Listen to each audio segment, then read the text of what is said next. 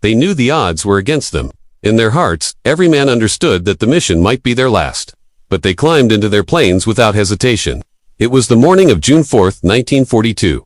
Over the endless stretch of the Pacific Ocean, the sky was heavy with clouds, dim and gray, almost as if nature itself understood that blood would soon be spilled. The sea below was calm, but there was an unshakable tension in the air. Aboard the USS Hornet, cutting through the waters northeast of Midway Atoll, Lieutenant Commander John Charles Waldron stood in front of his men. There were 15 of them, all volunteers, all aware they were about to face one of the most dangerous missions imaginable. The planes they would fly were old, slow, and vulnerable. Yet their targets were the most powerful ships in the Japanese fleet. Waldron was not a man who wasted time on speeches filled with false hope. At 38 years old, he carried himself with the steady presence of a veteran who had seen enough of life to understand the truth of war. His skin was weathered from years at sea, his face set with a quiet determination that needed no words. His Cherokee heritage gave him a deep sense of pride and resolve. He had always led from the front, never asking his men to go anywhere he wouldn't go himself. The room was silent when he spoke. "Boys, we're going after the Japanese carriers," he said, his voice steady and firm. "We'll attack them directly, and we'll give them everything we have." He paused, looking each man in the eye. "Some of us may not make it back, maybe none of us will, but we will make our runs, and we will make them count." Around him sat young men, barely out of their teens, some with faces still holding the softness of youth, others already hardened by months of combat. Each listened with the intensity of someone hearing words that could be their last. The mission ahead was clear in their minds, but so was the price they might pay. The aircraft waiting for them were Douglas TBD. When first built in 1935, they had been among the best torpedo planes in the world. Now, just 7 years later, they were hopelessly outdated. They were slow, heavy, and clumsy in the air. No match for the faster, more agile Japanese Zero fighters. Their defenses were weak, and their chances of surviving against concentrated enemy fire were slim. The very nickname Devastator was bitterly ironic. These planes were more often destroyed than they were able to destroy the enemy. The Mark 13 torpedoes they carried were equally unreliable. They were known to detonate too early, fail, to explode at all, or run too deep or too shallow, missing their targets entirely. Even before Pearl Harbor, the Navy had known these weapons had serious problems. But in the chaos of war, there was little time to fix them. Waldron knew all this. He understood exactly what he and his men were up against. But he had not built his career on avoiding risk. Born in South Dakota in 1900, Waldron had grown up in a world far removed from the ocean. He had joined the Navy in 1924, trading farm fields for the open sea. Over 18 years of service, he had learned that battles were not won by perfect plans or favorable odds. They were won by determination, by honor, and by the willingness to give up everything for a cause greater than oneself. As the time to launch approached, Waldron moved among his men like a quiet guardian. He checked their equipment, made sure their radios and weapons were ready, and spoke to each pilot in turn. To some, he offered a firm pat on the shoulder. To others, a few calm words to steady their nerves. These were not just pilots, these were men with lives waiting for them back home. Robert Carl Huntington was only 21, fresh from high school in Detroit. Anson George Herbert Gay Jr. was a Texas farm boy with a quick smile and hands as steady as stone. Chief Petty Officer William Reeves Evans had spent his life at sea, witnessing more sunrises over the Pacific than most could imagine. They were all part of a country still struggling to recover from the shock of Pearl Harbor. Their families, friends, and towns depended on them to push back against the tide of war. Each man carried personal dreams and private fears, but in that moment, they were united by one mission. The intelligence reports had made things clear. Admiral Keiichi Nagumo's carrier force was approaching Midway with 4 of the most feared carriers in the Imperial Japanese Navy: Akagi, Kaga, Soryu, and Hiryu. These were the same ships that had attacked Pearl Harbor, struck Wake Island, and spread terror across the Pacific. Their crews and pilots were the best Japan had to offer, hardened by years of victories. Against them, the United States could field only 3 carriers: Enterprise, Hornet, and Yorktown, with many crew members still green and some equipment already outdated. Waldron spent the night before writing letters. To his wife Adelaide, he expressed his love and explained his sense of duty, telling her he hoped his sacrifice might help create a safer world for their daughters. To his little girls, he spoke of pride, honor, and the importance of standing up for what is right. To his mother, in South Dakota, his words were short but full of meaning. "I believe we will get the Japanese fleet. I will do my best to make you proud. I love you." When the first light of dawn spread across the sky, the men of Torpedo Squadron 8 climbed into their aircraft. The roar of the engines shook the deck of the Hornet and seemed to echo in the hearts of every man aboard. In just moments, they would be in the air, heading toward a fight that could decide the fate of nations. The launch was flawless. One by one, the devastators raced down the deck and lifted into the gray morning air. Waldron was first, his plane climbing smoothly, his wingman falling into formation behind him. But before they had gone far, it became clear the plan was already breaking down. The original strategy had been to send fighters, dive bombers, and torpedo planes in a coordinated attack, overwhelming the enemy all at once. But miscommunication, navigational errors, and the confusion of battle scattered the different groups. The Wildcat fighters that were supposed to protect the torpedo planes had gotten separated. The dauntless dive bombers were headed on a different path entirely. Waldron found himself leading his squadron straight toward the enemy with no fighter cover, no backup, and no coordinated strike. Everyone knew this was the worst possible situation for torpedo planes. Without fighter escort, they were slow, exposed targets. Most commanders would have turned back or circled until the others caught up. But Waldron was not most commanders. He knew battles were not won by waiting for perfect moments. Flying northwest toward the enemy's last reported position, he thought through the situation with the calm precision of a man who had studied naval warfare for years. The Japanese carriers would be moving fast, surrounded by destroyers and cruisers in tight formation, covered by combat air patrols of highly skilled Zero pilots, and bristling with anti-aircraft guns. They had been training for this kind of attack since before Pearl Harbor. But Waldron also knew something they did in America's factories were working at a speed Japan could not match. For every ship lost, 10 more were being built. For every plane shot down, new replacements were already on their way to the front. Japan had started the war with better training and equipment, but the balance would not stay that way forever. Waldron and his men flew on, each one aware they might never see home again, yet determined to strike with all they had. They were heading into danger with open eyes, knowing that even if they didn't return, their effort might help turn the tide of the war. They were facing an enemy that seemed almost impossible to break, one that could take devastating losses and still gather its strength again, returning to battle with the same determination, perhaps even stronger than before. For the men of Torpedo Squadron 8, the thought of dying was not what frightened them most. What mattered to them was whether their sacrifice would make a difference. If by giving their lives they could buy precious time for American factories to produce more ships, more planes, and more weapons. If they could force Japan to waste fuel, ammunition, and skilled pilots, if they could show both friend and foe that Americans would never bow to tyranny, then their deaths would carry meaning. These were the thoughts that weighed on Lieutenant Commander John Waldron as he led his squadron deeper into enemy territory, his mind fully aware that every second brought them closer to almost certain death. At 9:20 that morning, their search ended. There on the distant horizon, like gray shadows against the endless blue of the Pacific, lay the Japanese fleet. The aircraft carriers were spread out in formation, cutting through the waves with steady precision. From their altitude of 5,000 feet, the scene almost appeared calm and beautiful, the sea glistening in the sunlight while the ships seemed to glide effortlessly. But Waldron knew that calm was a dangerous illusion. Those decks were alive with activity planes being refueled and armed, crews preparing for another strike. Within minutes, those same carriers could unleash a wave of destruction unlike anything the squadron had faced before. His voice crackled over the radio. Calm and confident despite the danger. He gave the order to attack the nearest carrier, the Soryu, a ship with a long and bloody record. From the attack on Pearl Harbor to battles across the Indian Ocean, Soryu's captain was one of Japan's most experienced naval commanders, and the ship was speeding through the waves at 25 knots, her deck crowded with aircraft, her escort ships in perfect position, every gun ready to fire. Waldron led his men into their approach from the northeast, keeping low over the water in hopes of staying unseen until the very last moment. But the Japanese were prepared. From the bright sun above, the deadly Zero fighters swooped down like hawks, their guns spitting lines of fire.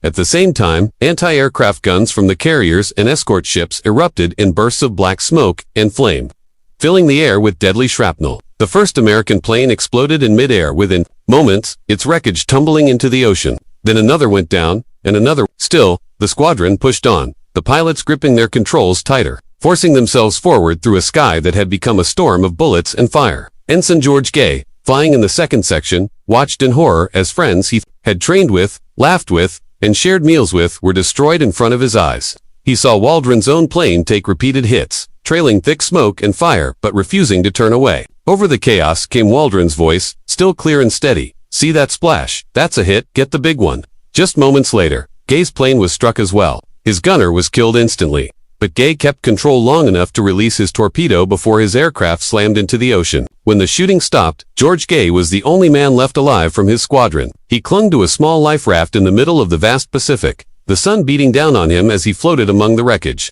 For 30 hours he drifted alone, watching the battle continue. Haunted by the sight of the 15 planes and 29 men who had been lost in just 10 minutes, Lieutenant Commander Waldron, the determined Cherokee leader from South Dakota, had led his men straight into the storm, knowing it could only end one way. Brave young men like aviation machinists Mate Huntington from Detroit would never return home. Chief Petty Officer Evans, who had spent so many years seeing the sunrise over the ocean, would never live to see another dawn. Their sacrifice, however, was not in vain.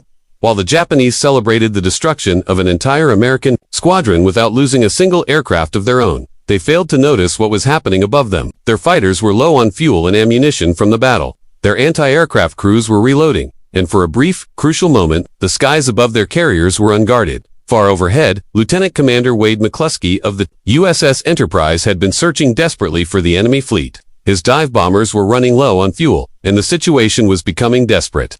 But then he spotted a lone Japanese destroyer, the Arashi, speeding north at full power. It was a sign that enemy carriers had to be nearby.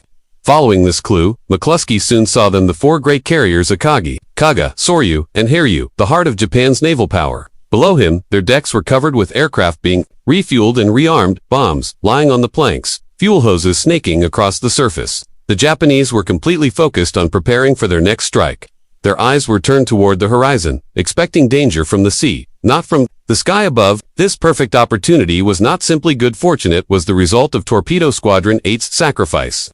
The Japanese fighters had been drawn down low, their guns aimed at the waves. Their crews confident after their earlier victory, bombers dove at 10:25 a.m., descending from the blinding sun in near silence until their engines roared in the steep dive. The Kaga was hit first. A bomb smashed into her flight deck, instantly igniting fuel and ammunition in a chain of violent explosions. Flames engulfed the ship so quickly that survival was impossible. The Akagi, the pride and flagship of the fleet, was struck next, fires raging uncontrollably from bow to stern. The Soryu, the very ship Waldron and his men had aimed for, took 3 direct hits, killing her top officers and turning her into a floating inferno. In less than 10 minutes, 3 of Japan's most powerful carriers were beyond saving. Floating alone in the ocean, Ensign George Gay could see the thick columns of smoke rising from the burning ships. He knew then that his squadron's desperate charge had not been in vain. The courage of Torpedo Squadron 8 had opened the door for one of the most decisive blows in naval history, a moment that would turn the tide of the Pacific War.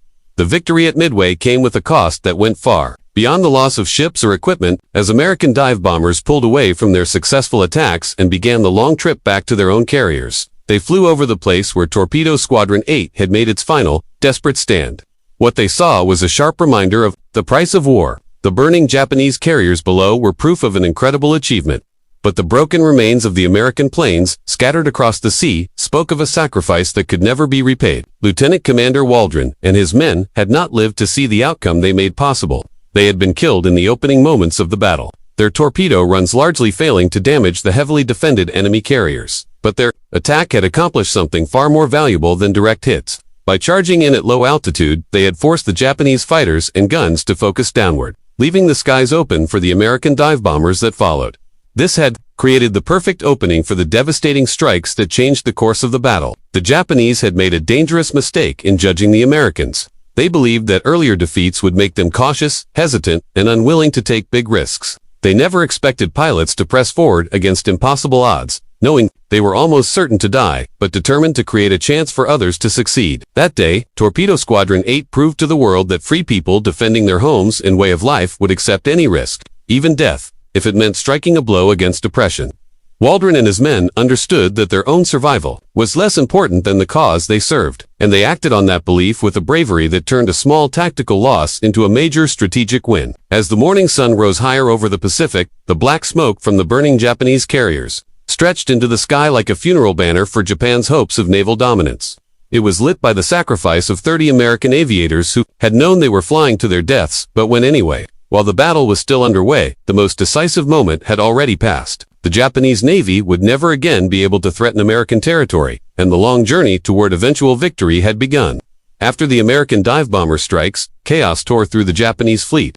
The once dominant carrier force that had ruled the Pacific for half a year was reduced to burning wrecks and frantic survivors. The Akagi, Admiral Nagumo's flagship, was tilting badly to one side. Her flight deck warped and her hangars filled with flames and smoke. The Kaga was sinking at the front, her crew abandoning ship while explosions ripped through her hull. The Soryu burned so fiercely that her metal superstructure glowed red in the sunlight. Only the carrier Hiryu remained untouched, and her captain, Tomio Kaku, quickly began preparing a counterattack. The Hiryu had been separated from the other carriers by several miles, which had spared her from the first American strikes but left her alone and exposed. Despite the danger, Kaku was determined to strike back and salvage something from the disaster. At 10:58 a.m. the Hiryu launched her first attack, WW2 dive bombers and 6 fighter escorts led by Lieutenant Michio Kobayashi, heading for the USS Yorktown. The Japanese had chosen their target well. The Yorktown had already been badly damaged in the Battle of the Coral Sea just weeks earlier, and repairs had been rushed so quickly that civilian workers were still on board helping keep her operational. The Japanese approach was textbook in its precision. Using the sun to hide their arrival, they dove toward the Yorktown before the defending fighters could fully respond. 3 bombs hit in quick succession. The first punched through the deck and exploded in the hangar, igniting parked planes. The second smashed near the ship's island, knocking out radar and communications. The third struck the ship's boiler vents, filling engineering spaces with choking smoke and blistering steam. The Yorktown went dead in the water as her crew fought desperately to save her. Even with the Yorktown burning, the bigger picture was turning in favor of the Americans. 3 Japanese carriers were already out of action, stripping them of most of their offensive strength. The Enterprise and Hornet were still in the fight, their decks a blur of activity as crews kept launching and recovering planes. And while Japan had no easy way to replace its losses, America's vast factories were already gearing up to fill the gaps left by earlier defeats. The psychological effect was just as important as the material damage. For the first time since Pearl Harbor, the United States had dealt a crushing blow to the Japanese Navy. The myth of Japanese invincibility, built over months of victories, had been destroyed in just 6 minutes. Pilots who had braved heavy anti-aircraft fire, and torpedo crews who had died pulling the enemy's defenses out of position, had shown that American determination could not be broken. But the price was steep.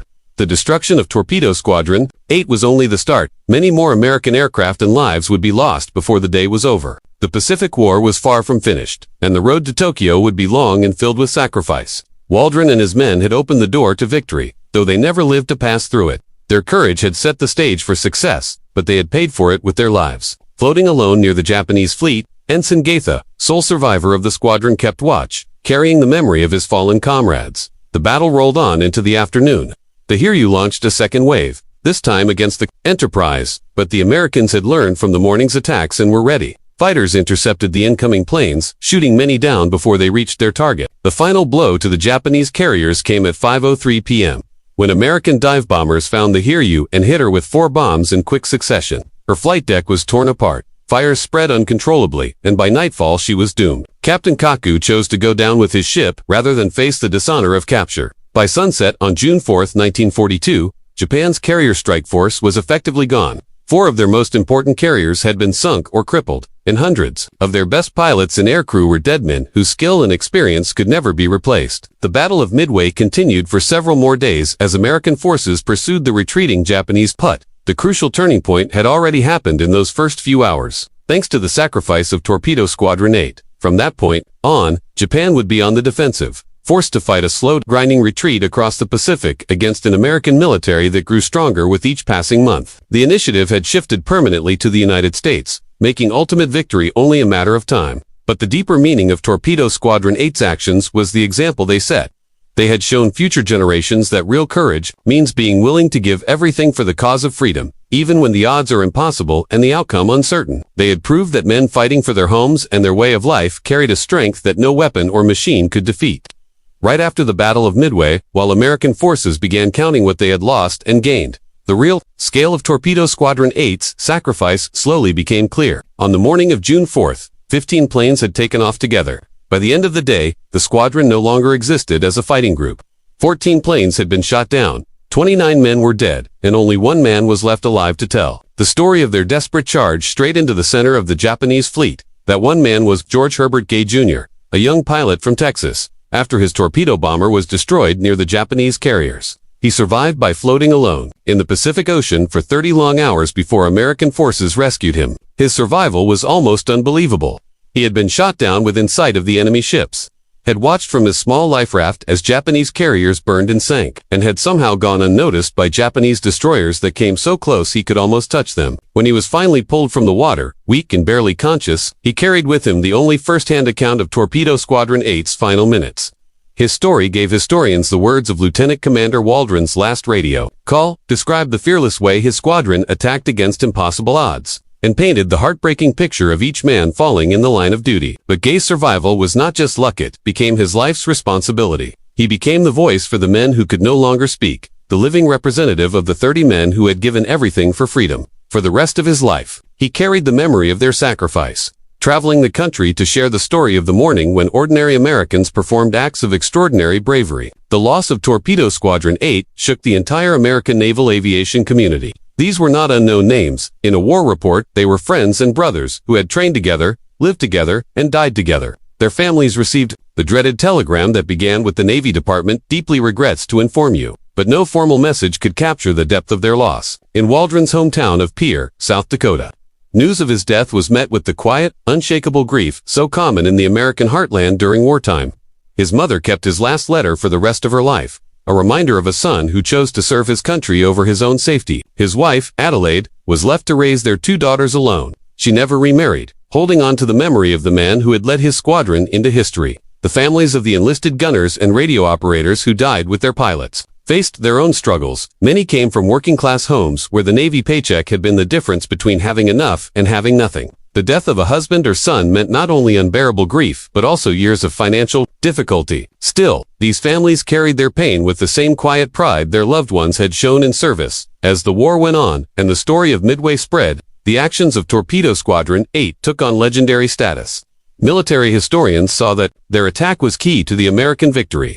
By drawing Japanese fighters and anti-aircraft fire, they gave American dive bombers the chance to strike the killing blows. Their choice to attack despite certain death showed exactly the kind of courage needed to win the war. But their story grew beyond just military circles. In a war where over 400,000 Americans would die, their sacrifice became a symbol of the honor of the American cause and the true cost of freedom. They faced a choice: survive or serve their country, and they chose service without hesitation. Their courage inspired countless other young Americans to make the same choice in the battles to come. Their aircraft, the Douglas TBD Devastator, though outdated and vulnerable, was replaced by the more advanced Grumman TBF Avenger, which played a major role in later victories. The Mark 13 torpedo, once plagued with problems, was perfected and became one of the most powerful naval weapons of the war. Perhaps the greatest legacy of Torpedo Squadron 8 was the standard they set for generations of service members to come. Their mission and sacrifice became a lesson studied at the Naval Academy. Pilots, bomb crews, and submarine captains all drew strength from knowing that others before them had chosen to face death rather than abandon their mission.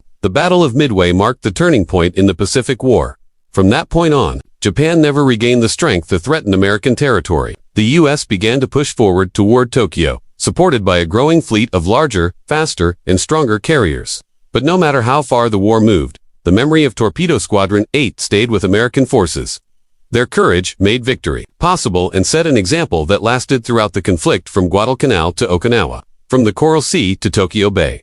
As the decades passed and World War II veterans aged, the story of Torpedo Squadron 8 only became more important. In times when people questioned the value of military service or doubted America's role in the world, their example stood as proof that honor and sacrifice still mattered. They had faced the worst and met it with unshakable courage. More than 80 years later, their story is told in books, documentaries, and films, but no retelling can fully capture the weight of their gift to the nation. They gave their lives for something bigger than themselves, helping secure the freedoms we still enjoy today.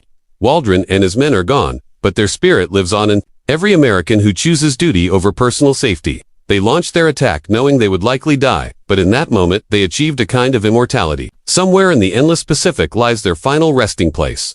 Though the sea has long since claimed their planes and their bodies, yet their sacrifice lives beyond the physical, carried in the hearts of those who know that freedom always comes with a cost. They remind us that each generation must defend liberty, and that the price is sometimes paid by those who will never see the victory they made possible. Through every challenge America has faced since, the example of Torpedo Squadron 8 has been a guiding light. They showed that courage isn't the absence of fear, but the choice to act despite it. They proved that honor is not something from the past, but something alive and necessary for every generation. They couldn't have imagined the world they were helping to create, but they understood the duty that would make it possible.